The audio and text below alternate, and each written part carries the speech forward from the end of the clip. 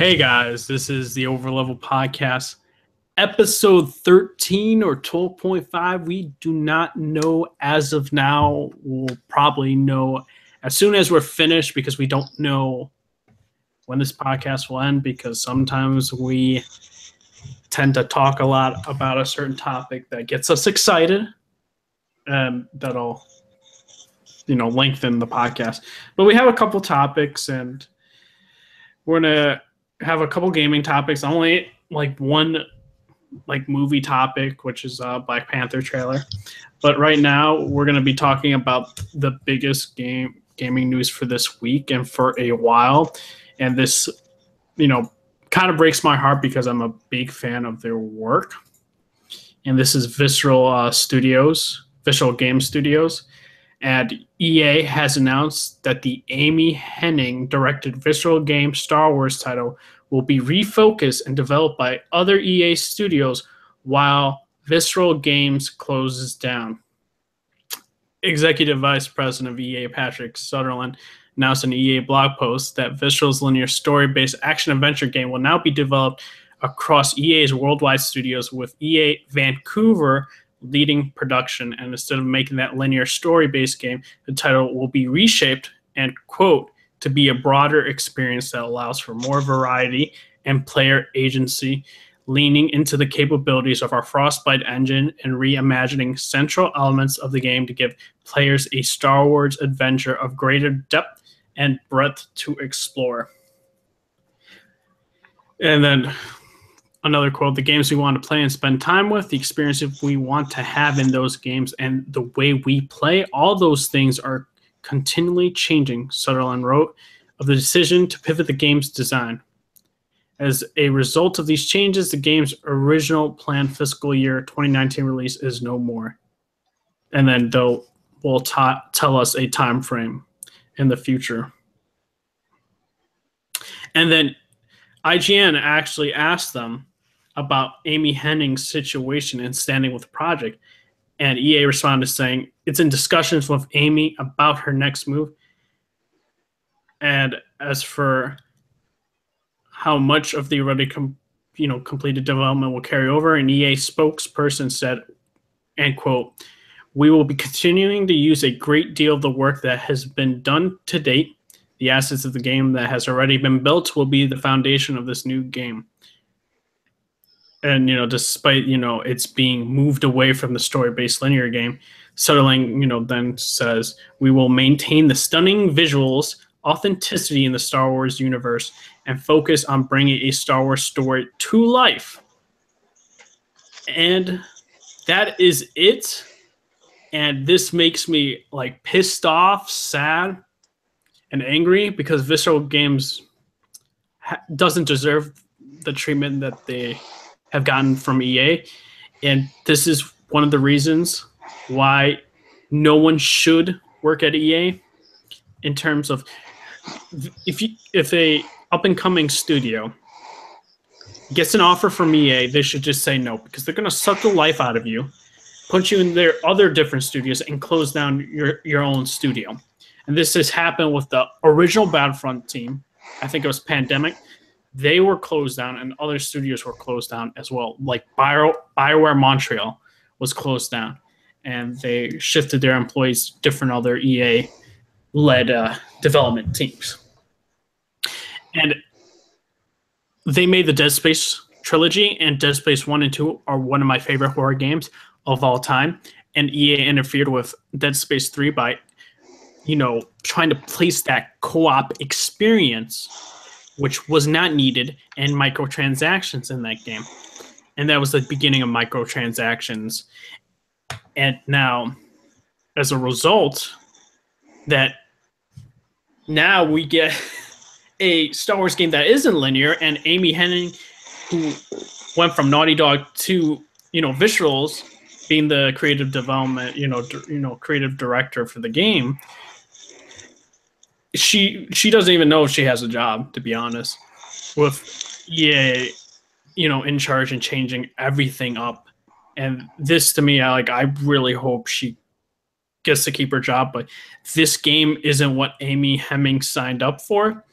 And this was supposed to be a very story-driven game, and where it's this like breadth and exploration. This sounds like a very multiplayer focused type of game, and it's not. And they like to say, "Oh, but it's a Star Wars story." No, it's not going to be a Star Wars story. It's going to be like the Division and Destiny. The story will not be up to snuff.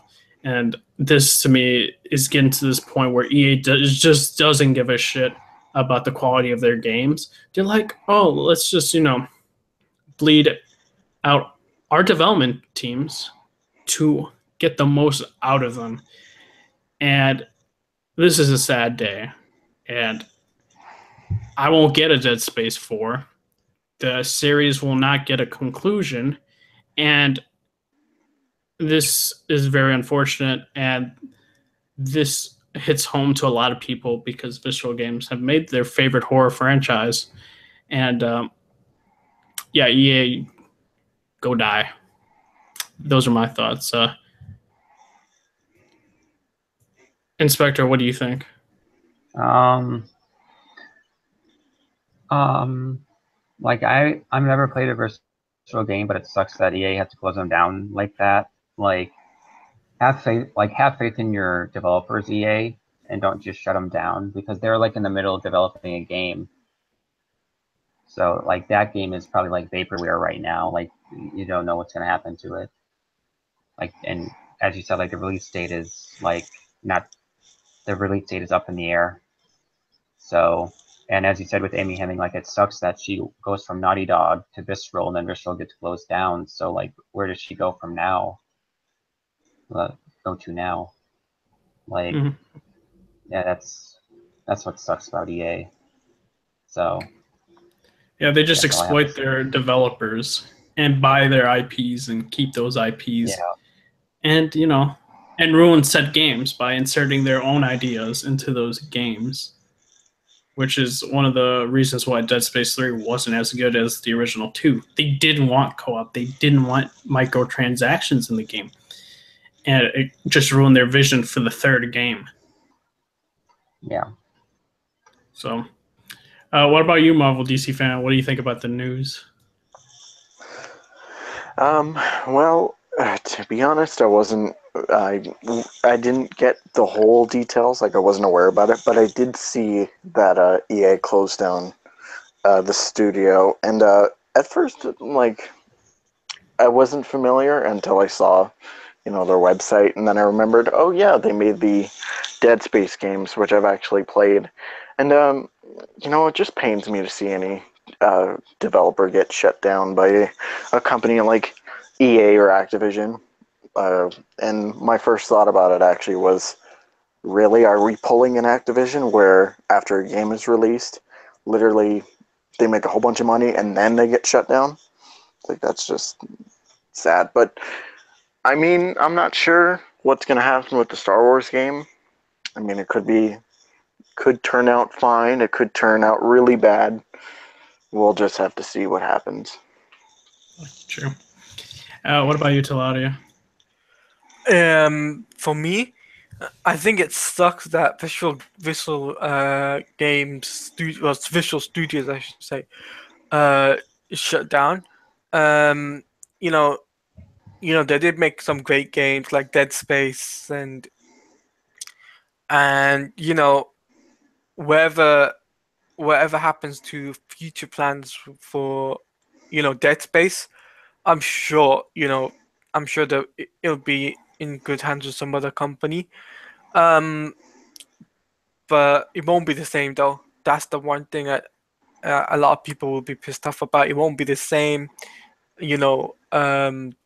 Dead Space without Visual Studios, if you know what I mean. And that I believe that with the fact that it's closed because of EA, it just shows that EA are lacking on letting the publishers and developers actually do the best content creation as they can for video games. So I think it sucks, really. So that's what I've got to say about that. What do you think, though, about the Star Wars situation? Do you think this game will be good, or do you think because of them closing down and it's not going to be a linear story game, such as give you an example like Uncharted, and Amy being the director and probably is not the director anymore.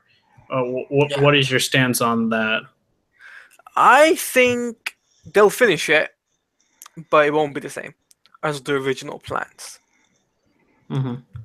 And they'll probably put some microtransactions into it as well, knowing EA, DLC and stuff. But in terms of it being connected to, like Star Wars Battlefront, I don't think so. All right, so we're gonna go into another big thing, and this has to also do with another terrible publisher. It goes by the name of Activision, and they actually gotten a patent for a feature that they're making into one of their games. I don't think it's going to be in their upcoming game. I don't know exactly about that, but the details are, kind of scarce on that.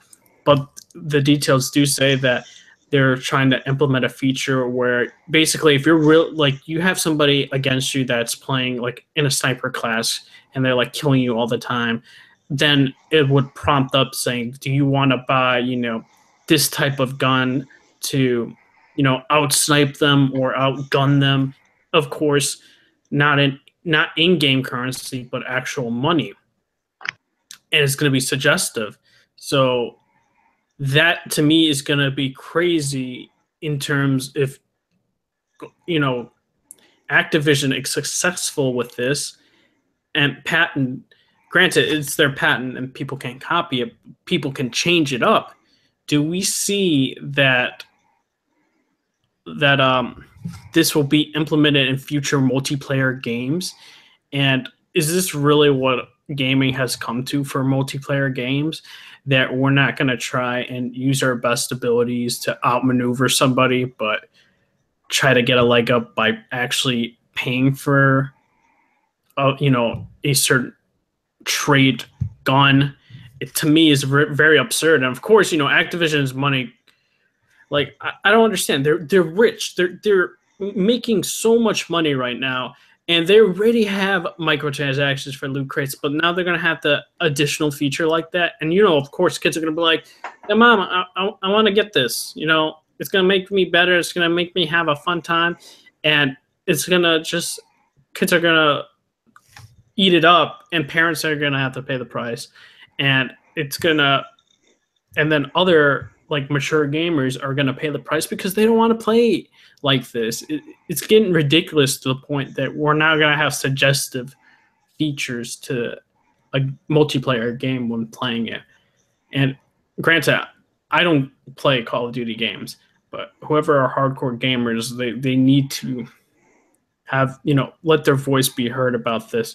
And I know the gaming journalists and us as well are saying and voicing our concerns and talking about it, but something needs to change because this is getting to a new time high, man. Inspector, what do you think?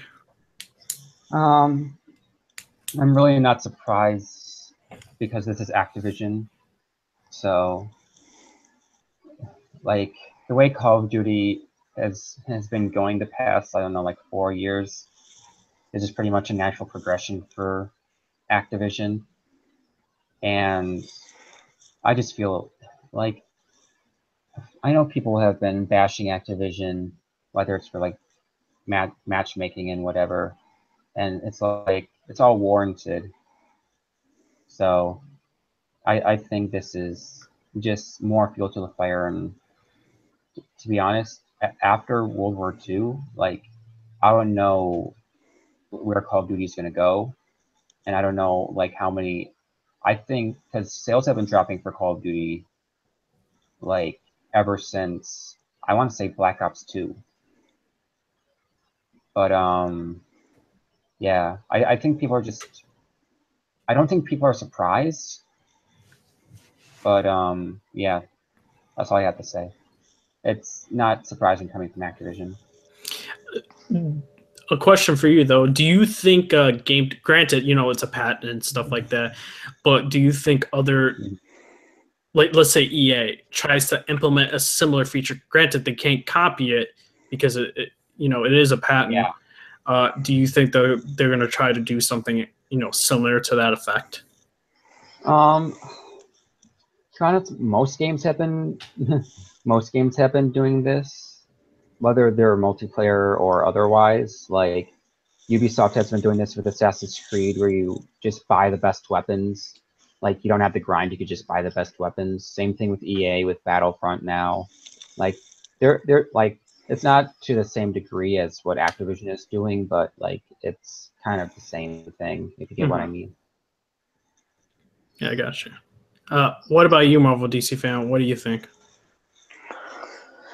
Well, I mean, like, it's Activision, and like, if they can try and milk like money from their consumers, like they'll try anything to get all that moolah, and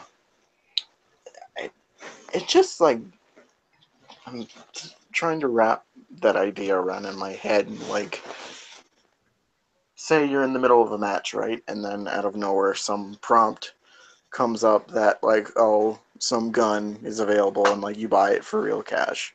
I feel like that would be too complicated to implement in some way because you're trying to play the match, but also have this come up, and probably for a weapon that isn't even that good. So, I mean, that idea doesn't sound very smart, but knowing Activision, they would try it. And, like, I wouldn't be surprised if other companies like EA or, like that would try to do a similar idea to that. Yeah, I get what you're saying. I do think it's either it could be mid-game or also in matchmaking. Okay, yeah. So it says Activision wins patent that uses matchmaking to make you want to buy stuff. So it would basically take everything in and say, oh, you're trying to snipe and now snipe somebody, buy this gun, buy these perks and all that stuff, or buy this package or something like that. And it's getting to the point where it's a bit absurd, and they really should just abandon the patent. But I don't see them doing that and listening to their fans and the consumers. And I think the fans and consumers need to have their voice, be heard and make a big outcry. I mean, like, at the end of the day, though, it's like when it comes to Activision, like it's really all about the money. And, there's really not much else they would care about in that situation. Yeah, true. What about you, Talati? What do you think? I think in terms of, with this stuff, it's Activision. What can you expect from them? It's inevitable that they would do something like this. And, it sucks for consumers, but I think if we make I play COD, I'm not gonna lie, I play Call of Duty Modern Warfare and Modern Warfare Remastered Infinite Warfare, and I'm not getting a new COD, but it does suck in terms of them doing this to us now. But in my honest opinion, though, the only thing I would recommend is somebody making a petition of some sort, and probably they'll listen to us, because you never know. You never know if they make a petition to this. They'll probably reconsider it. I mean, I've seen loads of people do it for other games, and they've made a petition for certain things to be taken out from a game or certain things to be put in a game, and got a lot of signatures for it. So you never know. And Activision, what they've did now is it's just like EA. What they do with the FIFA franchise, and they make you pay for essentially to win, to get bigger players, essentially open packs and stuff. It's like pay to win essentially, and it sucks. So that's what I really got to say is just make a petition, reconsider what they've done. All right. Next major gaming topic, and this comes about the it's a Naughty Dog allegation, and quickly just find out who the person was accusing Naughty Dog of, and here we go. So he's a former Naughty Dog employee, and his name is David Ballard. He was an environment artist who worked on Naughty Dog for 2 different stints between 2009 and 2016, and then wrote on social media this weekend that he was the victim of sexual harassment by a lead at the Sony-owned PlayStation studio, Naughty Dog. Best known for, of course, Uncharted: The Last of Us, Ballard first wrote the statements Friday on his private Facebook, but they did not gain widespread attention until he took to Twitter on Saturday afternoon. And quoting him, "In late 2015, I was sexually harassed at Naughty Dog by a lead," Ballard wrote. "My work environment became extremely toxic afterward. In February 2016, I had a mental breakdown at work, and Sony PlayStation HR became involved. When I told them about the harassment, they ended the call and fired me the next day. They cited the company was moving in a different direction and my job was no longer needed. They tried to silence me by offering $20,000 if I signed a letter agreeing to the termination, as well as not to discuss it with anyone. I declined to sign. I have been unemployed for 17 months since," end quote. And then he also added he felt empowered to speak up, end quote, because of the strength I've seen in others coming forward about their experiences in the TV film industry. And this was a reference to recent stories about Hollywood producer Harvey Weinstein, and his long history of alleged sexual harassment, rape, and other horrid behavior. And so we did get a response from Naughty Dog themselves, and let me see what they actually. Okay, Naughty Dog reads the statement. "We have not found any evidence of having received allegations from Mr. Ballard that he was harassed in any way at Naughty Dog or Sony Interactive. Harassment and inappropriate conduct have no place at Naughty Dog and Sony Interactive Entertainment. We have taken and always will take reports of sexual harassment and other workplace grievances very seriously. We value every single person who works at Naughty Dog and Sony Interactive Entertainment. It is of utmost importance to us that we maintain a safe, productive workplace environment that allows us all to channel our shared passion for making games."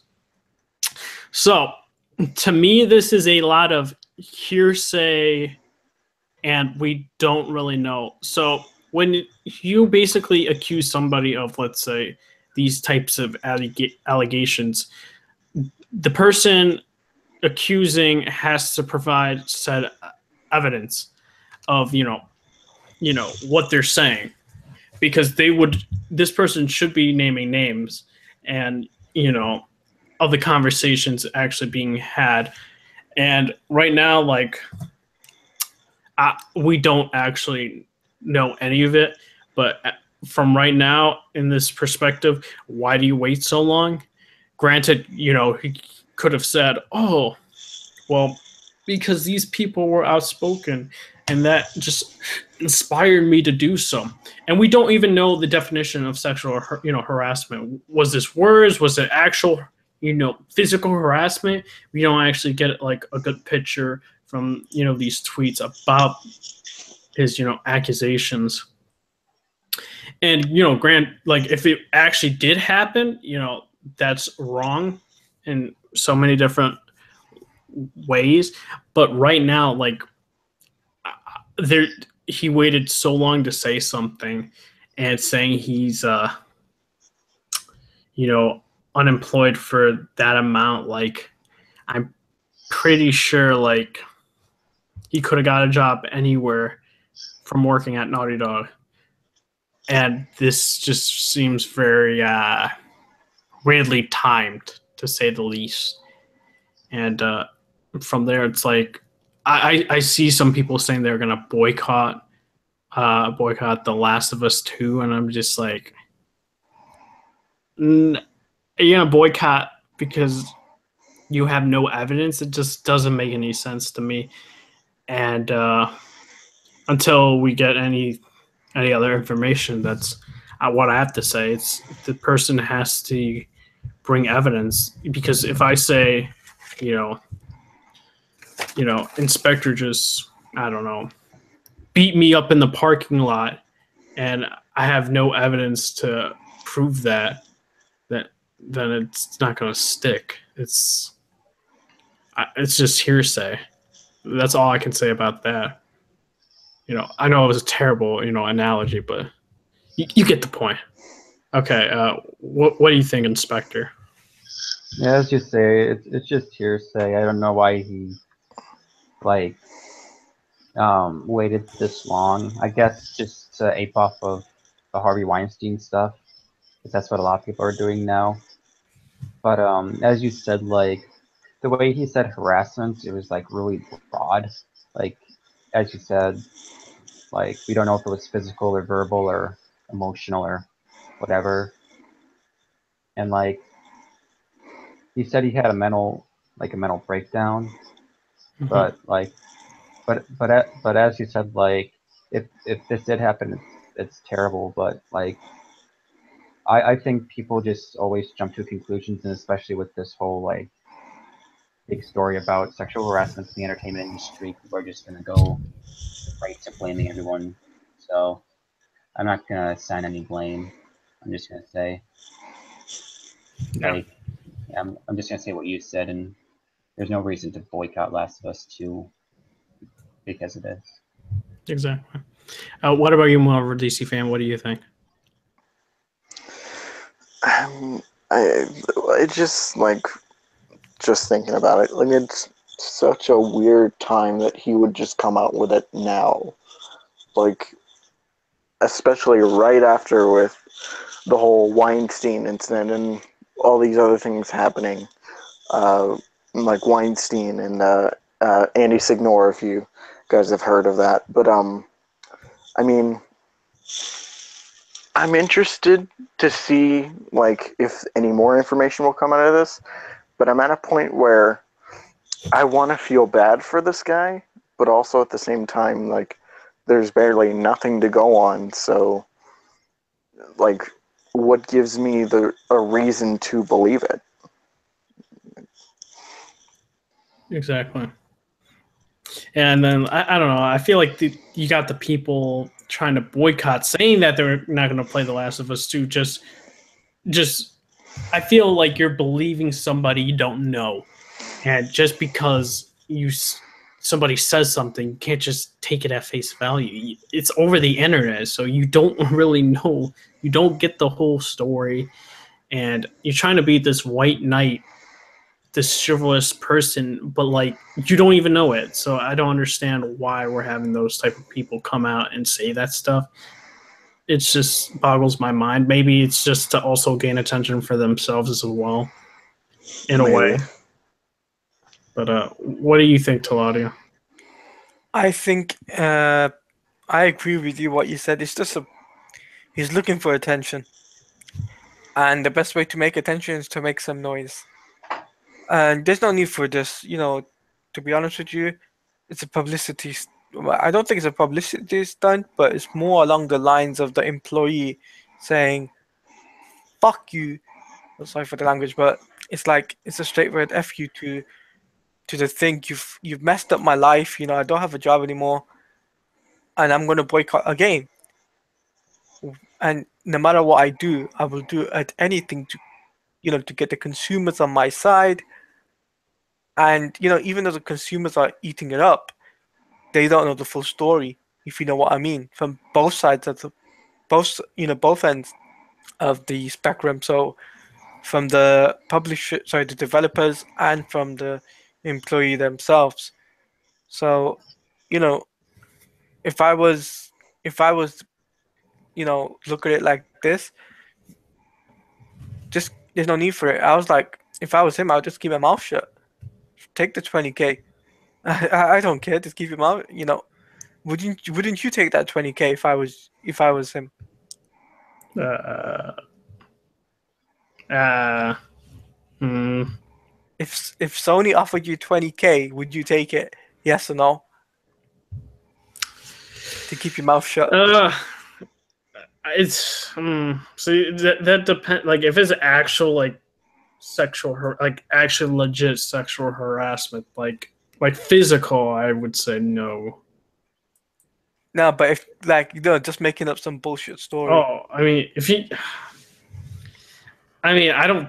So, see, like, I don't think like if this situation were to see if this situation was all made up, though, like Sony would have never gave him 20,000 or this made up money amount. You know what I mean? Mm-hmm. Like that, you're kind of giving in to a fake demand, which is not. Sony just would never go for that, or PlayStation would never go for that. Do you think that I know it's not fake, but I mean, do you think that with what he's saying is that he feels as if it's that I have to speak out and hopefully the company Sony will see my side of it. I mean, like we just don't get the whole story, so that's just like what I'm trying to say. It's like I can't really say whether or not what my decision would be factored into, because like it's all hearsay. So it's like, could he be telling the truth? Yeah, it's a possibility that he's telling the truth, or it's a big possibility that he's not telling the truth, and it's just this fabricated amount of money being made up. So it's just to the point where until we get further evidence, we got nothing to go on, because to break it down, do you think you'll go to court though? That's the question. No. The only way you could go to court is if you actually have evidence, and from a statement on Twitter and a Facebook post, that's not sufficient evidence. That's not enough. Yeah. So, me personally, then, if there's not enough evidence to back up what you said, then why post it in the first place? Just leave it as it is. Move on. That, or it's to the whole Weinstein situation, and it's just everyone's. I want to reel it back. I don't want to say everyone, but there are certain people trying to take advantage of that incident. Of that nature. Yeah, I know what you mean. No, but I think you should just move on, forget the whole stuff, and look. Hopefully he'll find a new job. But there's no need for him to blast up everything and cause controversy and cause mayhem, if you know what I mean. Yeah. So that's what I really think about that. Gotcha. All right, so moving on to a interesting tidbit. So now, CD Projekt Red, which is the Witcher developers, and Witcher 3 and Witcher 2 are like one of my favorite games. And this is like to address, and this is a post on their Twitter feed, and this is talking about Cyberpunk and this criticisms on this website about saying that this workplace is not good and stuff like that. And this is what CD Projekt Red has to say. Cyberpunk 2077 is progressing as planned, but we are taking our time, the developer said in a statement. In this case, silence is a cost of making a great game. Both the co-founders made that joint statement. And also, one second. And they talk about the departures of some employees in 2015. When we released The Witcher 3 Wild Hunt, we were over 200 developers strong, and that was the core crew of the studio. Since then, We've almost doubled the headcount and we're still hiring. Do people leave? Sure they do. We've always wished them all the best and respect to both their decision and the feedback they give us as the reason for their departure. We're continuously working on making Red a good workplace for everyone, but we also have a set of values that constitutes who we are and how we do things. So does a departure, even a high-profile one, mean that the project is in danger? One would need to be very courageous to base the future of a AAA role-playing game of such scope on one person or a few people. And they go on to say how the development for Cyberpunk is going good, and this approach to making games is not for everyone. It requires a conscious effort to reinvent the wheel, even if you personally think it already works like a charm. And so this is the saying about this whole this randomized, I would say anonymous accounts to critique a workplace. I don't know what the exact website is, but you guys can search it and see. But overall, what I think about this, I don't understand why people are trying to say that the workplace is bad. We don't, yet again, also don't know the facts, right? We don't know what the workplace is like. The employees are the only ones to actually know what this workplace and work environment is like. And do they say, even them, they say, yeah, is it a kind of stressful job? Yeah, because we're trying to reinvent the wheel.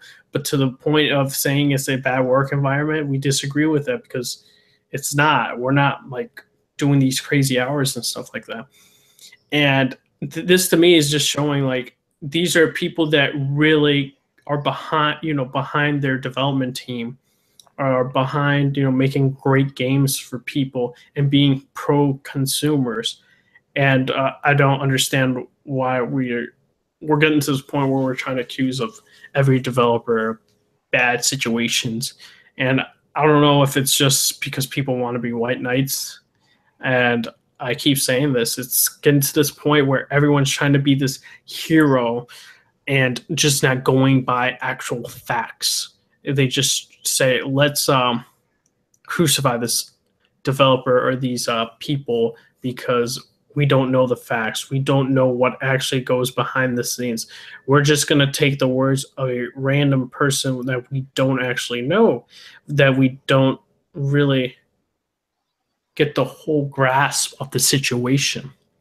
And that's why I tell people, listen to what actually happens and the development goes on. And even I forgot his name, Jason Schreier, he made a book, Pixels, and he talks to some of the developers in different games and what goes on around the process, and he even gets some names, and he's a reputable person, so it makes sense that we would take his word as a journalist at face value, because he's earned it. He's done all of that, the research and talking to people. But now we're getting to this place, and people just need to reel back and chill. And yeah, that's all I have to say. I'm gonna be super hyped for Cyberpunk 2077. So yeah, Inspector, what do you think? Wait, I kind of lost track in the middle of your explanation. So what's the question? What do you think about their statement and people trying to say that this workplace or work environment is a bad place? It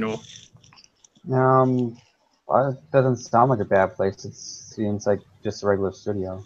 Mm-hmm. I've never played a CD Projekt Red game because I'm not part of PC Master Race. PC. And plus, I'm not really into those like grindy RPGs, so they're not really like my type of games. But Cyberpunk looks interesting. But Mhm. it kind of looks like Deus Ex, like a Oh, yeah. new Deus Ex. Oh, yeah. Like, it's so sad that Um, we're probably not going to get another Deus Ex game. Oh, man. yeah, yeah. Square's too busy with their Avengers game. Mm-hmm. But other than that, yeah, that's all I have to say. Also, it's interesting to take the note to their, statement that they had some departures, yes, but they doubled the employees. So if it's such a bad place, then a lot of employees, it would be like less than their original. So it seems like because of how great Witcher 3 is, people want to work there, and rightfully so. What about you, Marvel DC fan? What do you think? Do you think they deserve this scrutiny that people are trying to throw at them, even though we don't know the whole, big picture about it?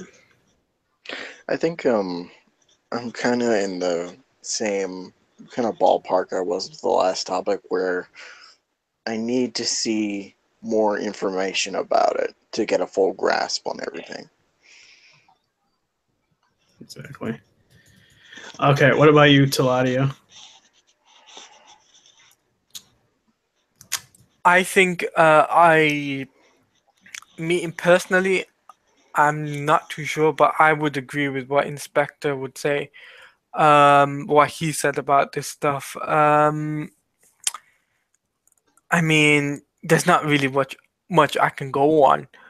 But I agree fully what Inspector said previously, what his state was, and yeah, that's what I really think.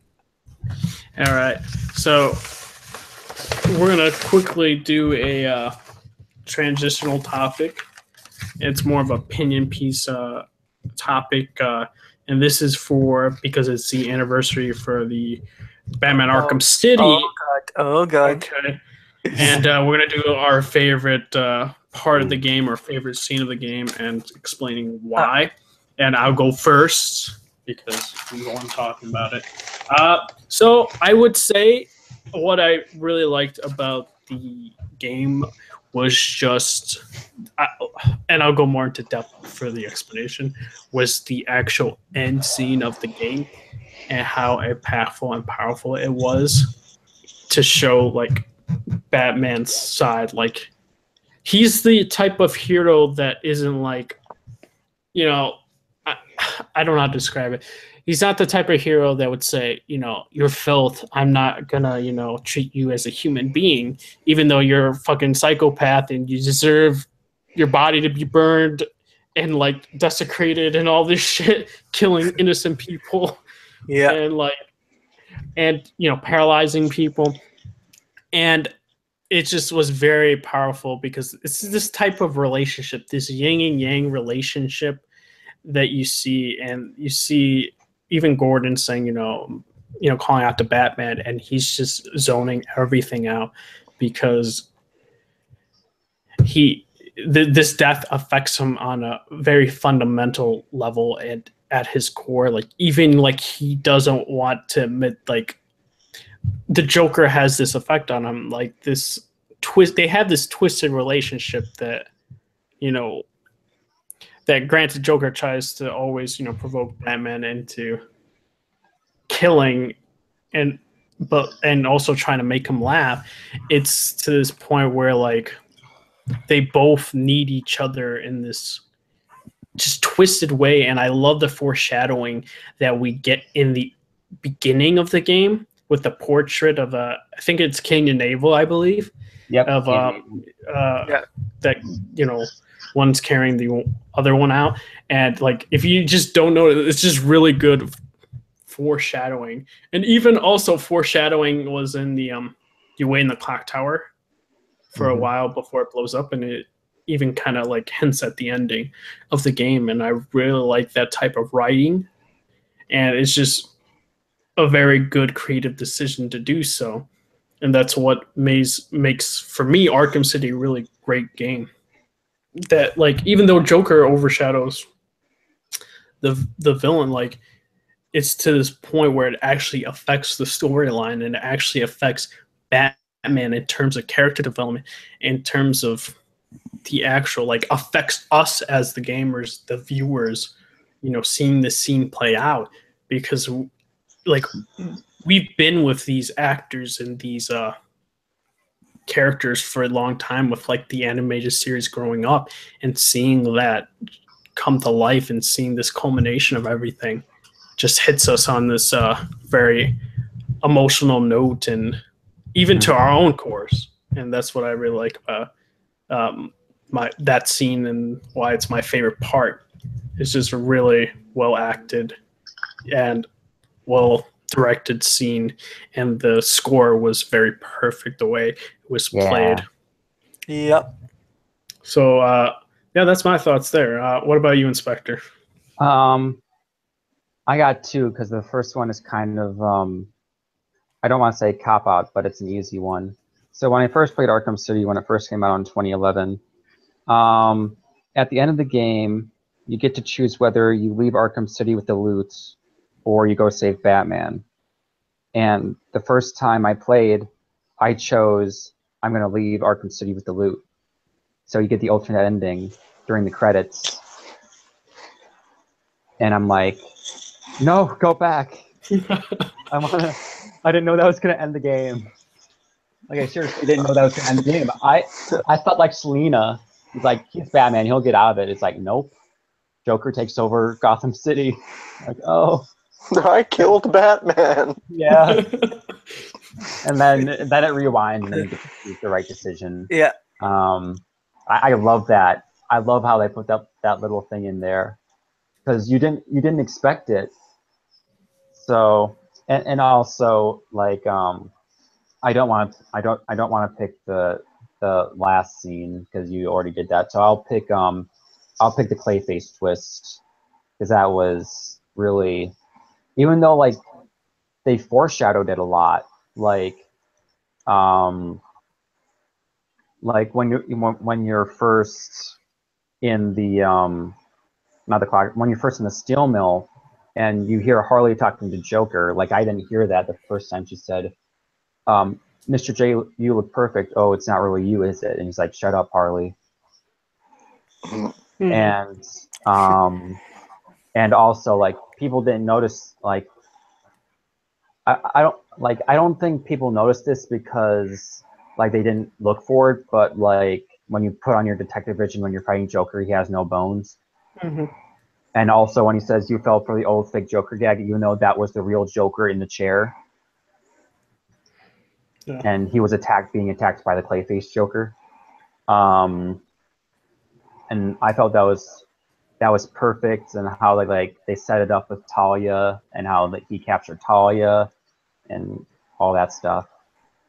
And yeah, that's my 1.5 favorite moments from Arkham City. There's so many. It's the first game I ever platinumed, so yeah.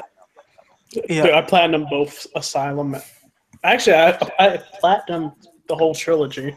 Yeah, I platinumed the whole trilogy as well. Well, I actually platinumed Arkham Asylum when it was remastered because I didn't get to platinum it when I first played it. So I did end up platinuming the entire trilogy, but Arkham City was the first one I ever platinumed.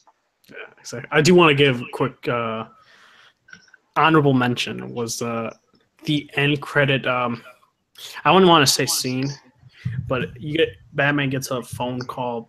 I believe it was like the missed call or something like that. And then like Joker like legit sings like this song, and it really is just really creepy. It's creepy, but it makes sense. It makes sense, yeah. Just for the whole entire story, it just explains a lot about their relationship, and it's really good, and I liked it. I liked it a lot. That's my honorable mention for that. It was very well like placed, and because you're just like in awe, and then you hear that, and you're like, wow, even more. Okay, what about you, Tawadu? Well, my favorite scene is the ending, really. Not the actual ending, but it's like where Batman tells a joke to the Joker. And I mean, I know there's loads of other things. I mean, I played when I first got the game, obviously in 2011.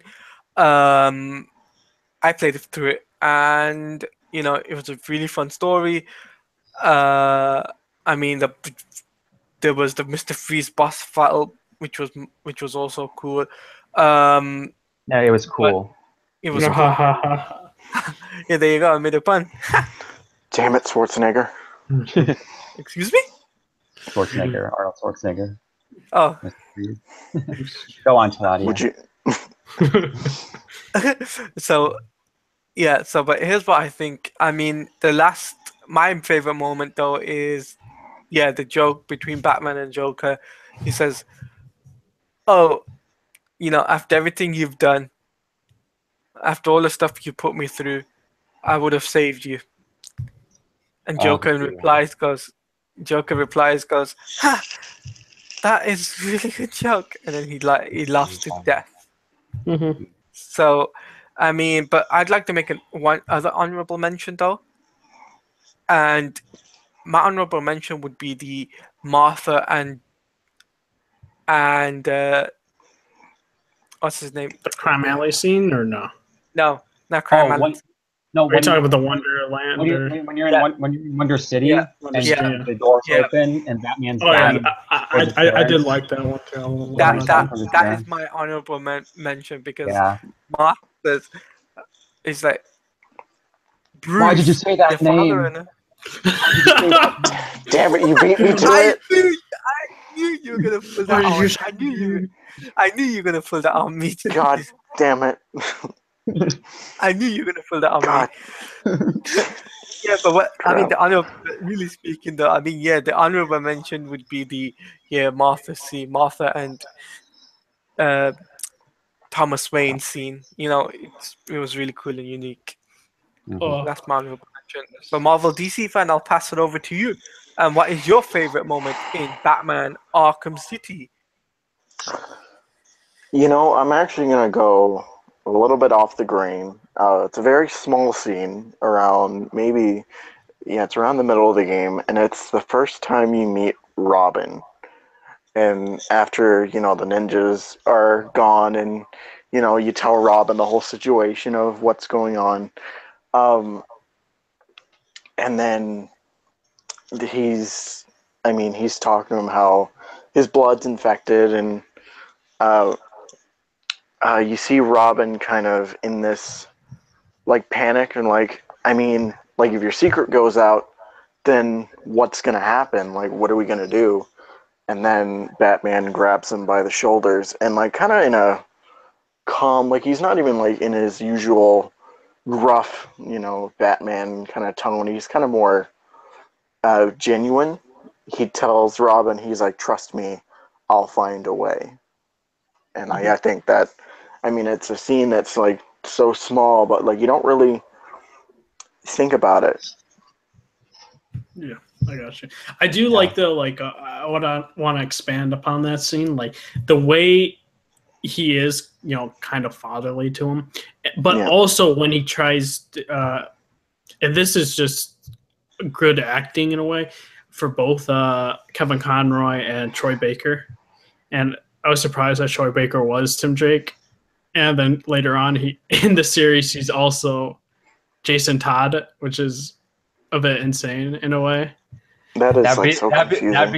It would be so funny if it wasn't Scott Porter who was Nightwing, but it was Troy Baker. Troy Baker. All three Robins. All three Robins. Hold on. Imagine if he's gonna be in the next Batman, Damian Wayne. Oh boy. Oh my God. Too many. That'd be funny, wouldn't it? And he's also Two-Face. Mm-hmm. He's also Two-Face. So imagine if he was in the next Batman game, the voice of Damian Wayne for Batman. You know what? I still never forgot the fact that Arkham Knight Robin is voiced by the same guy who plays Anarchy from Origins. Yeah, he's voiced by Matt Mercer. Yeah, he's voiced by Matt Mercer, yeah. And Jason Todd is Troy Baker, who was Tim Drake in Arkham City. So, and he's also Batman in the Telltale series. Yeah, and he's also Joker in Arkham Origins. Oh yeah, comes full circle. Full circle, except for Damian Wayne. Yeah, it's like a bat. It goes like Robin, and then freaking Joker, and then Batman. So very interesting. I do want to say though, because I wanted to expand though, and say I like how he, in a way, the fatherly kind of not complex, but gentle tone he gave to him. Yeah. But when he was also trying to persist and say like to Batman, no, I want to help you. I want to stay. He tries to keep him distant. And everyone that knows, like, the Arkham series, the reason he does that is because of, the whole incident with Jason Todd, that he doesn't want, the same thing to happen to Tim Drake in that way. And because, like, also, like, because I didn't read the Arkham comics, but did he have a lot of training to that point or no? I completely forgot. No, I don't. I haven't so. read the Arkham's, like, he's not really in the Arkham Knight comic that much. Mhm. But I haven't read the way the Arkham City comic was is that he was kind of inserted into Arkham City, Mhm. because that's why he shaved his head, because he wanted to look like a criminal, so that's why his head is shaved. To my understanding, by the time Arkham City starts, he's relatively new as Robin, Okay. and then by the and time Night rolls around, he's already been Robin for, I think, like for a year or like 2 years or so. So I mean, Yeah, and that was all messed up by the Batgirl DLC, but that's a whole other WB can of worms that we Montreal don't wanna boys, open. my boys. That's another can of worms that we don't want to open. Yeah, we don't want to open that kinds of worms. But just leaving on off this point now, Rocksteady, tweeting out, concept art and stuff like that, and because this is something which is a part of the Arkham franchise. Obviously they have hinted at a next project and potentially could be Superman. Yeah, come on, Superman. But what if the concept art was actually in the game, though, like the way it looked as the concept art had been? Well, I mean, well, that's what concept art is. It's just concept. What they do is that they have the concept art, and then they try to make it as much as the concept art in the game as they Yeah. can. That But, and I also, mean, like, they final- kind of dismiss those concepts as well. Like, if you see like a concept Yeah. art book, like I have a couple gaming art for concept art books. Sometimes like half of it's not even Yeah. used. I have it because like sometimes they have like thrown out designs for characters and like thrown out like interiors for buildings and like all that stuff. yeah.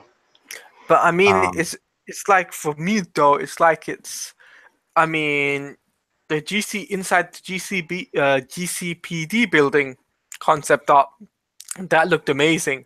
And imagine Yeah. if that was actually in the game, if they used that concept art to that perfection, I think it would have been Yeah. it would have looked really cool. I think it would have looked like that if it wasn't flooded and frozen. Yeah, if it wasn't flooded, But- it would have been really cool for sure. Yeah. And But then they to changed explore they that.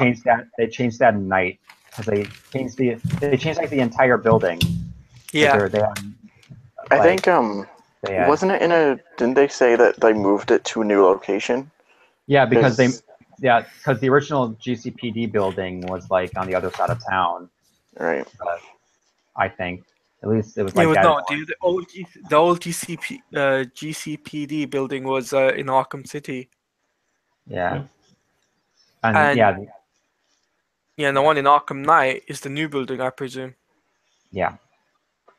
So that's They've why had, I like, think 3 buildings throughout the whole Arkhamverse. I think it's just Yeah. two. I don't know. well, no, because It's really weird. Origins they They had had a one in separate Origin. one, Yeah, and then I they guess that's moved fine. it. Yeah, and then they moved it, and then they moved it again. I don't Yeah. know. Let's Yeah, let's but just not. let's just say that. But I mean, these concept arts as well look really cool. So I think in terms Yeah. of, I mean, even the Arkham City stuff looked amazing. I mean, yeah. But I'm that's gonna why I really I'm gonna laugh my ass off when it, like, all that build up and hype to what Rocksteady's been pushing out, all of it just comes down to another Batman announcement. No, it's not going to be a Batman game. I've No, I already know, but like if that were to happen, then like I would be like I'd be mad, but also I'd just be like just laughing, like, Relief? come on, guys. You'd Yeah. be relieved. That's the best word to describe before you. No, Come on. no, I No. wouldn't be relieved. Let's be honest. No, he wouldn't be relieved. He just said he would be, I guess, complacent. And like, Yeah. yeah, he'd be like, he's Why just. would you be complacent? He would be disappointed, but he would be accepting of the disappointment. Yeah. Well, okay, fair point. But I mean, Rocksteady have already Like, said they're not working on I another Batman game. Yeah. So I mean, I mean, but here's the thing: WB Montreal, in the other hand, have actually hinted at a Batman game. So I mean, it's on their website. Literally states that they are working on a next the most popular IP of DC Comics, and encounter missions and side quests and blah de blah de blah, and it Okay. literally. What if they're talking about Harley Quinn? Okay, guys, let's restrain from the topic. Yeah. So Okay. let's get back on top and move on. Red Hood, what's the next topic? So very minor topic. We have a casting for the Teen Titans show gonna be streaming on DC's live action digital streaming service. It's supposed to come out in 2018. We still have no idea, no real details on what this streaming service is. We don't have a price point, but we do have who's going to be playing as Beast Boy. It's Ryan Potter. And literally, I don't know his previous works. It's interesting casting choice. It's really not a famous person that I know of. I mean, he's gonna be green, so he's gonna be unrecognizable anyway. Wait, he is from. He was I believe was the he did main the actor for Hero 6.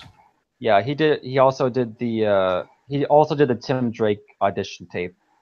Huh. Oh, all right. Okay. I mean, I knew that name sounded familiar. Wait, but... was he that dude that did all the acrobatics or no?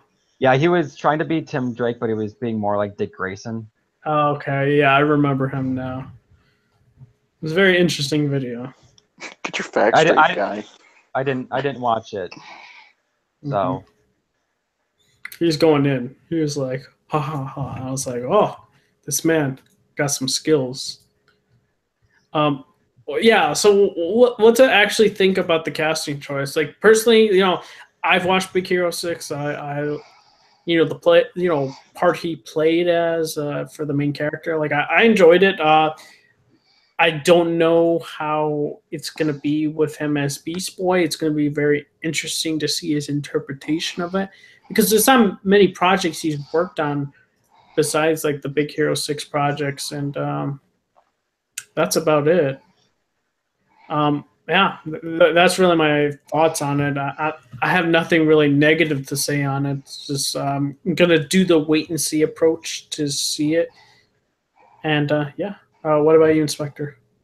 Yeah, I'll just wait and see, because as I said, he's the one that did the Tim Drake audition tape, and like I guess his dreams of being Tim Drake are over since he's Beast Boy. True.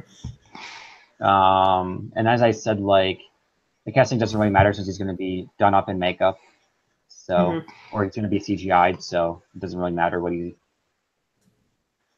Like, I don't even know how old he is. He's like 15, 16, something like that. I think so. No, I think he's a little bit older than that. No, he's 19. He was born 1995, so 22. Okay. Oh, 22.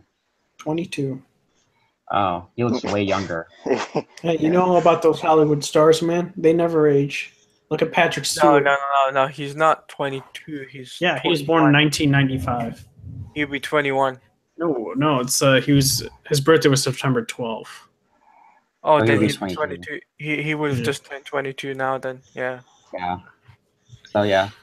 I'd like to remind everybody that Tom Holland was 19 when he did Civil War, and he convinced everybody that he was a 16-year-old kid. True. Yeah, but he looks like a 17. Yeah, but that's like with all Hollywood actors, though. They look young for their age. It's kind of insane. I mean, I'm 20 and I look like I'm 15. I mean, I look like I'm 25, but I look like I'm 40. Wow, Jeez. Taladia, that's Way to put yourself down. Go back to school, Taladia. Okay, what do you think, Taladia? I think it's a good choice. I mean, he's done Big Hero 6 as voice work, so this was a great opportunity for him to be on a small screen such as Titans. Obviously, they'll probably. I don't think they'll do CGI, but I think they'll do what they did with Gamora. Just with what they did with the actress who played Gamora, the same thing. And in terms of the CGI thing they'll do is the changing of the animals. But other than that, he'll just be green, like what they did in the movies for Gamora. Dude, I want those practical effects. I want a real rhino painted You're not green. gonna get. A real rhino painted green and charge. Yeah, they're gonna domesticate a rhino. I want that shit. Let's go.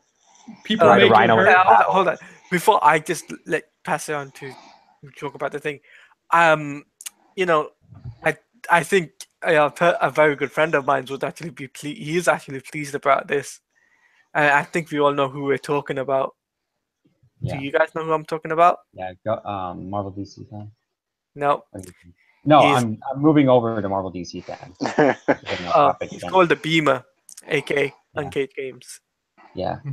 So Marvel DC fan, what do you think of this casting? I mean, I like the guy. I mean, I enjoyed him in Big Hero 6, but like, for the most part, like, I'm not really all that interested in the whole Titans, from what I've been hearing anyway. I mean, if a trailer comes out soon, and if I like the trailer, then I'll be interested to see how he does Beast Boy along with the rest of the cast. But like for right now, it's just kind of like I'm not too like I'm optimistic, but I'm not really that interested. We all know what true show we want to watch from this DC streaming service. It's Young Justice. That shit is gonna be lit. Mm-hmm. Yeah, it will. Right. Mm-hmm. So we got one major movie topic, and it is the Black Panther trailer. I do have my reservations as to why they kind of put it out now. It's yeah, that was really weird. Like I woke up, was a Sunday morning, right? Mm-hmm. Yeah. I woke up and I'm like, I always check my phone when I wake up. I'm like, Black Panther trailer. They didn't announce that. Like, why? I'll watch them. Like, I'll get to my opinion after you read it. I'm just like, that's weird. They put that out of nowhere. Yeah, it's just it's weird that they just didn't wait till Thor. Yeah, it's it's the weirdest thing. I don't know. Maybe they're planning on putting Infinity War in front of Thor. Yeah, I would assume. Yeah, that it makes sense. Maybe, that or Star Wars. Yeah, maybe they wanted to put Black Panther out before they put out the Infinity War trailer because Black Panther comes out before Infinity War, but it was just like really weird. Yeah, my thought. Well, not actually the trailer thoughts, but going into the placement. I'm gonna say this. I think they're gonna have the Black Panther go with the Thor, and like they did with Civil War, that they're gonna place the how Civil War they placed the trailer. I think it was with Star Wars Episode 7, and what I assume would be Avengers Infinity War with that one. But it could be vice versa. I have no idea. It could be Thor with Avengers trailer, but I highly doubt it.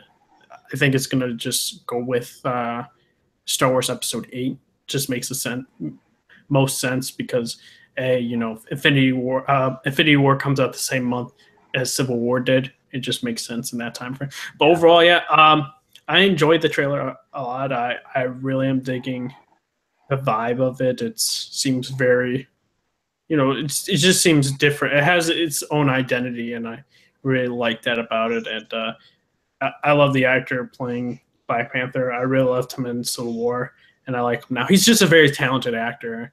And a lot of his movies. Is he gonna have any more monologues or just stares off into the distance? Oh yeah, dude, he has that in several of his movies, man. I don't know if directors just do that on purpose, but hey, man, it works for him, man. I'm not complaining. It's just Mhm. I just find that funny.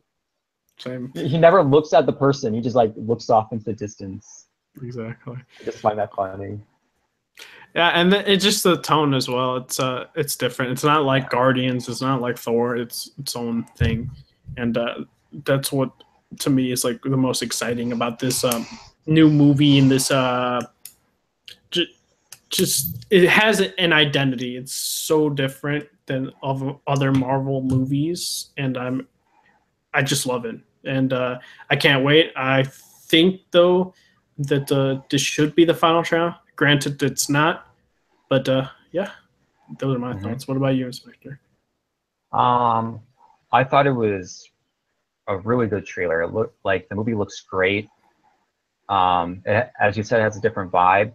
The only thing I didn't like about the trailer was the song. Mm-hmm.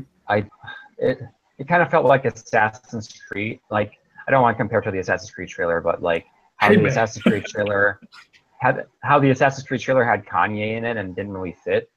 This one had like a rap, like a rap song. Like, I get what they're going for. Like, it said like "Hail to the King" in the title, but like I just felt like it didn't really fit.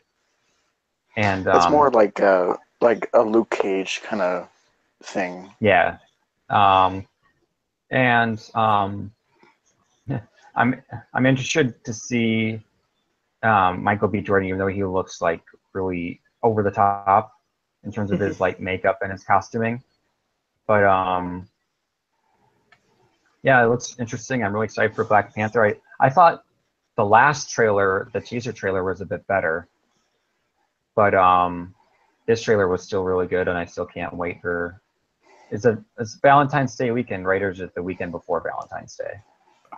That is a good question. I think it is. Let me quickly get back right there. Release date February 16th, so it's 2 days after Valentine's. Yeah. So basically, Valentine's Day weekend. Dude, everyone, take your dates out to go see Black Panther. Yeah, take your dates out to go see Black Panther. Instead If I had one. Instead of what's that abomination movie? 50 Shades or whatever. 50 Shades Freed or whatever the next 50 Shades movie is. Yeah, I swear, if you guys go out in droves to see that movie instead of Black Panther, I don't know what to say. I may cry in a corner. Even just like, die. Even though I have a problem with I don't want to bring woke Twitter into this, but like woke Twitter is kind of like they're like, oh, so much diversity. Like, I get what they're trying to do because it's like an all black cast. But the thing is with diversity is that usually when you say diversity, it means like in the cast. It doesn't mean they're like all one race. Yeah. So like, Yeah. I'm not trying to be political in here, but like, that's no, I got you.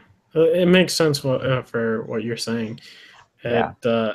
It's just like saying like this, like Luke Cage, right? It's the same type of situation there. It's the same type of situation with Black Panther. It's a different type of situation with Blade. If you read those type of comics, it just makes sense. It's just how those comics were created, and like, there's nothing wrong with them. Mm-hmm. It's a great cast, so I'm not complaining. Oh yeah. What about you, Marvel DC fan? I actually really enjoyed the trailer. You know, I think honestly I enjoyed the teaser a little bit more, but from what I saw of this one, you know, the cast was really good. The special effects are on point. Yeah, I agree with the song where it just kind of felt out of place, but the only thing that I'm a little kind of like indifferent to is the fact that Michael B. Jordan has his own Panther suit for some reason. Yeah. But, yeah. Like, I never read a Black Panther comic, so I can't really like judge that. So. Same. I have no idea. So I have no idea. Like, I know his name is Killmonger, but I know nothing about him. So. Yeah. So it's like Gold Panther, I guess.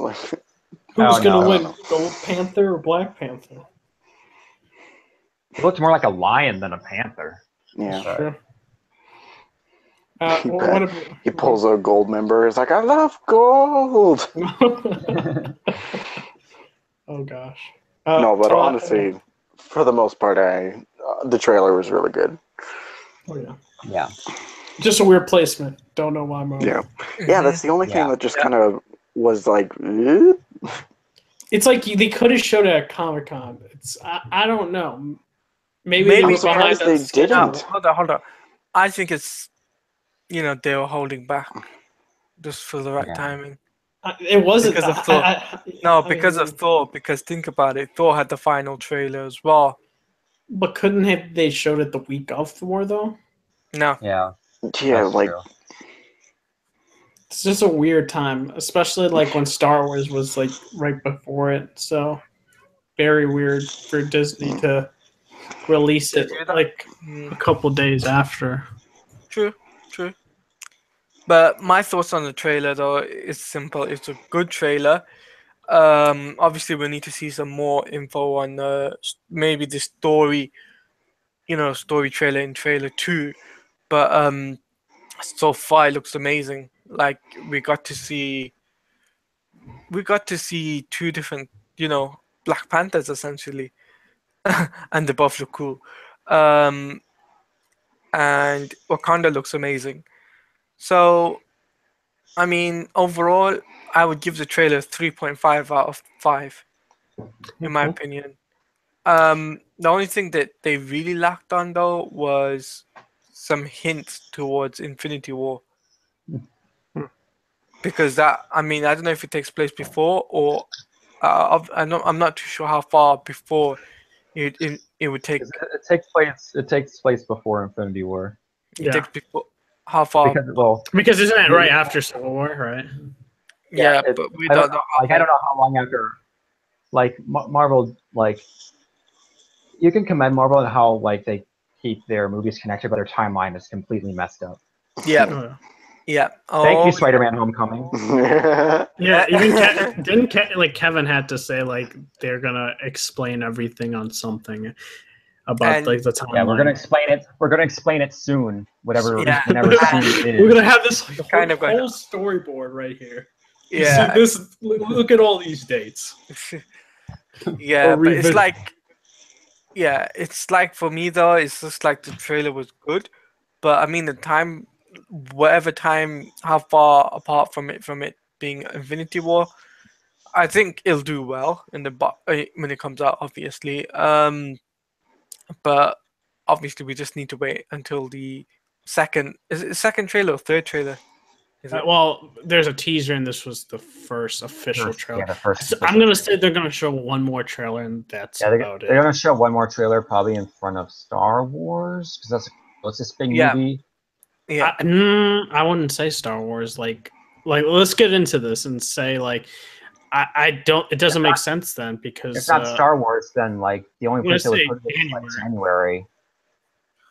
Yeah, it'd probably be. Here's what I think. It'll probably be in Star Wars. In front of Star Wars because Marvel and Disney. It's an easy picking. I know that you might Because what they do that, in terms of previews, the distribution company that's distributing like the movies, which is Disney, they already automatically have a slot in terms of previews. Yeah, so they're gonna have to put something in front of like one of their movies or two of their movies. Yeah, I mean that's what they did with Justice League. In front of Wonder Woman. So yeah. Same thing with Justice League. Yeah. No, it's like what they did. They did the Justice League trailer in front of Wonder Woman when that was released. Yeah, they also. He's talking about they also did in front of it. Yeah, it's because it's WB. Because it's WB. Oh, yeah. Did they? I didn't get to see it. Oh, so wait. Really, like a little off top. You saw it, right, Inspector? Right, I did, and the previews, right? Did you see how small the trailer was? Like for Mother? No, for Justice League. Like it was like a small square, or like it wasn't a full widescreen when they showed it.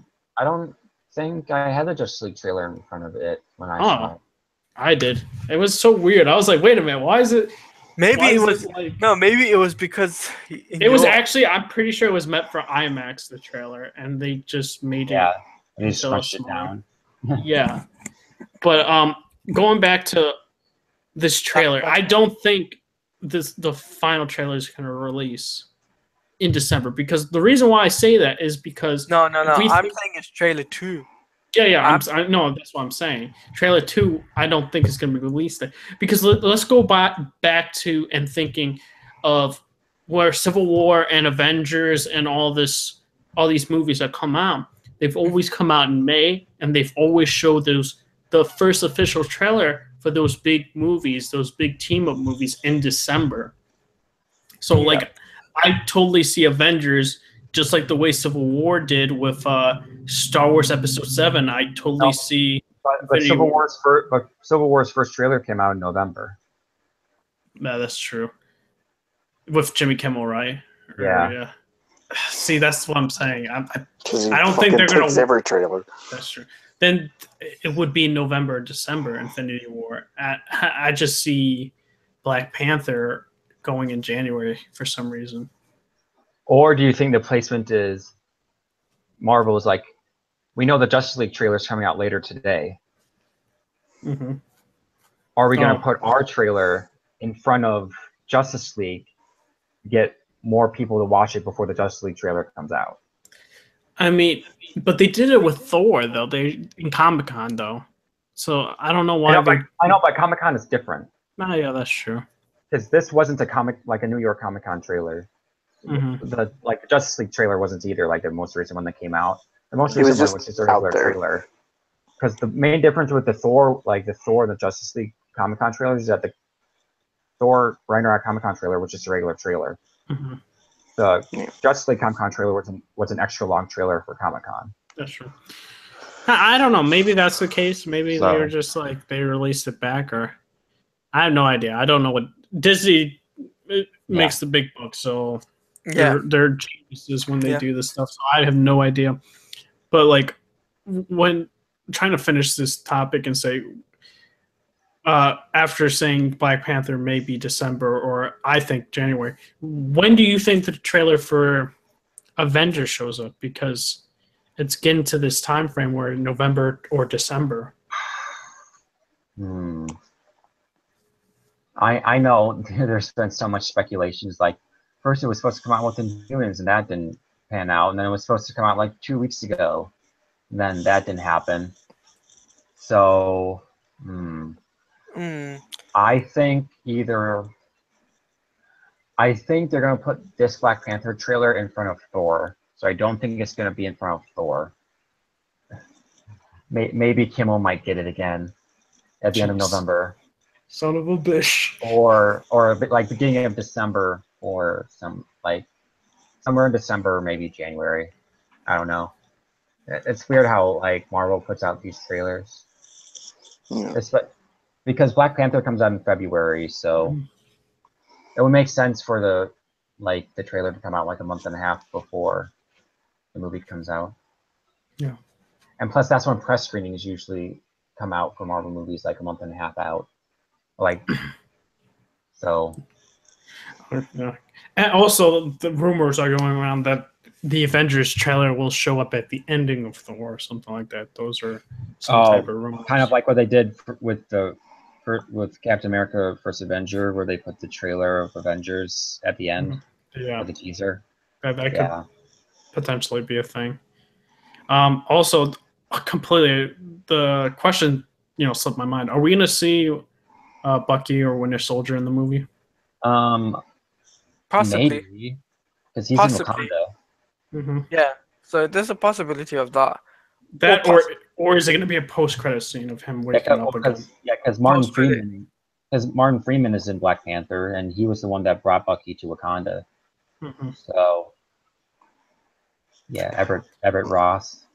Mm-hmm. Yeah, or we're going to just see him in like the whatever you call it. I don't know what the machine is called. Cryostasis or whatever. Bilbo Baggins in Wakanda. Oh my gosh! Going on an adventure. We're going on adventure, boys. I think if they are gonna do anything with Bucky, I'm expecting through the for the actual movie to have maybe a mention or two, and then if they were actually going to show him, save it for maybe like a mid to post credit scene. Mm-hmm. Is what I'm Yes. thinking. I want to say that they may show like a scene of just him in a cryostasis pod thing that he was in before, of with the doctor just looking at his vitals, and then you see him getting out, and that because he's in Wakanda, I believe they said in the descriptions for Avengers Infinity Yes. War that he's helping on Earth, fighting Thanos' army on Wakanda. So it makes sense if he's still there. Yeah. What about you, Talata? Did you say that we're going to see Bucky or no? Yeah, I think it'll probably be a post credit. Mm-hmm. Possibly even Captain America as well, because think about it. Well, that's true. I could see it. Maybe with him being there and him opening the cryostasis pod or something like that. Yeah, possibly. That's possible. But I'm just saying that it's, it could be in the movie. But that's what I really got to think about the trailer. Really, is that pretty much Well, we it? got one more little. It's gonna be an opinion. It's a question for you guys, and you guys will answer. And I'm also gonna be the one also answering it and give your explanation for it.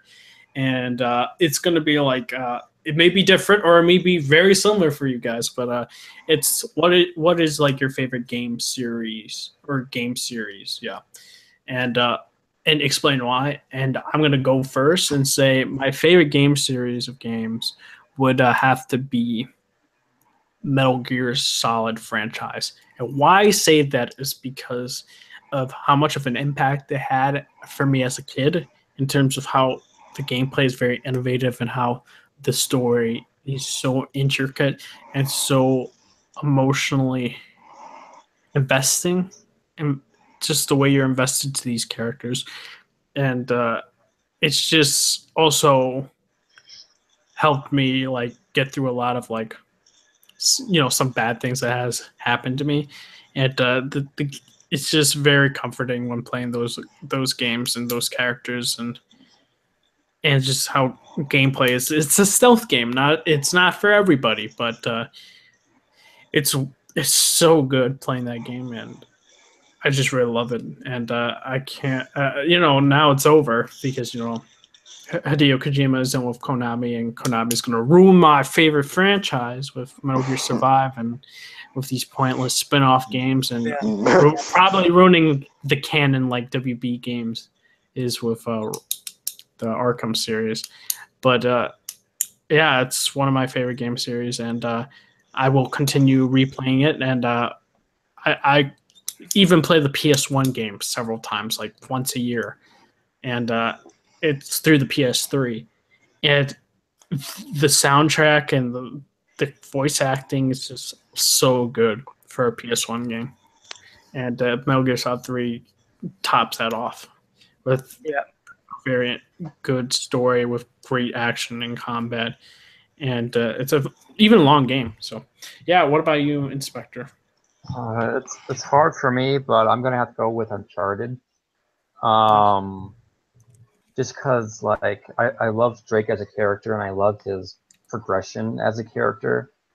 Like he starts as the cocky kind of like cocky adventurer with Elena, and then like that he grows through the series and becomes like this really lovable character, especially in Uncharted 2 and Uncharted 4.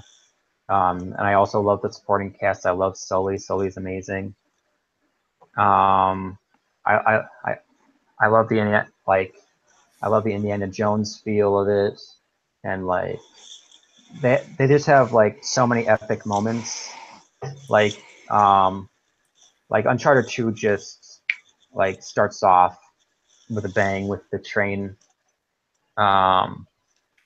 And also like Uncharted 4 starts off the same way, where like it kind of I love how they did that, where like Uncharted 2 and Uncharted 4 kind of had the same thing where like they start at like the halfway point and then you flash back to how it built up to that. And they're like some of the best looking games of like that generation. So that's what I gotta say about Uncharted.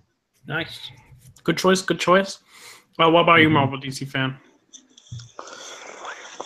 Favorite video game franchise? I mean, my favorite, and like, it will always be the Mario games because when it comes to genres, I love platformers. Like, pretty much any platformer that I'll play it, and for a majority of my lifetime, almost every Nintendo console I ever bought or picked up, always the first game I had with it was always a Mario game, depending on if it was an actual platformer or spin-off and stuff like that. Actually, one of my favorite games of all time, which is New Super Mario Brothers for DS. God, I love that game. I played it till the cartridge didn't even work anymore. Like, that's how much. I mean, I'll still pick up all the new Mario games that come out. And with Mario, I always know that I can have a good time. Unless I'm playing Lost Levels, fuck that game. But, yeah. If I'm always looking to have fun or like to kind of cool off and relax, like, I'll always pop in Mario and take a ride to the Mushroom Kingdom. So, What about you, Talati? My well, it's really hard because I'm an old school guy and I'm also a new school guy. Are you talking about current gens or all time? it doesn't, I don't think it matters. It doesn't matter. It's any. Well, my favorite game series has to be the Batman Arkham franchise. To be honest with you, even though I like Injustice as well, the Injustice series. But the thing is about the Batman Arkham franchise is this: it's unique and it's its own story, and you got to see the progression between Batman, the Joker, and some of the other characters in the series. Um, but I've been playing it since 2009, so I mean it's a long time. I mean almost in 2009, well 2018 now. So I mean the game itself, Arkham Asylum City, Origins Night, to VR, all of those games have been really amazing. Um, but that is my favorite game series of all time so far. Um, maybe there'll be another game in the near future that will actually beat that. Who knows? But it's just the development of the characters in the story for each character in the Batman Arkham franchise to actually tell something. So Nice. yeah, All right, so that was it. We're gonna China continue that type of tradition where we kind of end off with like a personal type question for video game or movie related, kind of like ending outros type of thing. I do want to say ahead of time we're gonna have one more episode next week, but the week after I do have like 2 exams, and we're gonna take a break for that week, and then start off. Of course, technically, then in 3 weeks, from now. So in 2 weeks there won't be an episode, but in 3 weeks we'll come back. Yeah, overall, we did a pretty decent job in terms of yeah, it's a decently long episode. With we all voiced our opinions well, and I'm very proud of you guys. And guys, thank you for watching this episode. And Marvel DC fan, where can they find you? Um, well, of course, there is my YouTube channel, which is Marvel DC Fan X99, and also I have a Twitter, which is you can follow me at Marvel DC Fan X99, and uh, of course, well, actually, no, I don't really talk about it, but I also have a Facebook, which is just Marley's fans, so you can go follow me there. And, we're still doing our Last of Us thing, so, Yes. and, yes, uh, we're getting through that, and that's still fun. So you want to see that and all the live streams and stuff like that, of course you can watch that. I know Red Hood has been enjoying my Last of Us playthrough so far. So, Damn straight. but yeah, I mean, you can like, comment, subscribe, share, all that good stuff, and take care, everybody. And Inspector, where can they find you at? You can follow me on Twitter at the Inspector. Have a good night, guys. See you later. Yeah. And also, Taladia, where can they find you? You guys can find me on Twitter, which is @mtaladia. You can also find me on my YouTube channel, which is Taladia Plays, where I'll be doing rumored and speculation videos. I just did a collaboration video with somebody today. We were talking about Rocksteady Studios' next project. You can also find me on Twitch, which is twitch.tv/Taladia Plays. And essentially, I do different games like Fortnite, Battlefront, GTA 5, and soon to be PUBG as well on Xbox One. So make sure you follow me, and I hope you really enjoyed this podcast. So make sure you leave a like on the video and subscribe to Red Hood as well, because he deserves a sub. And also follow him on Twitter as well, guys. Yeah. Okay, guys, this is the Overleveled podcast, episode 13, and we are signing off. See you guys later. Peace. See you guys.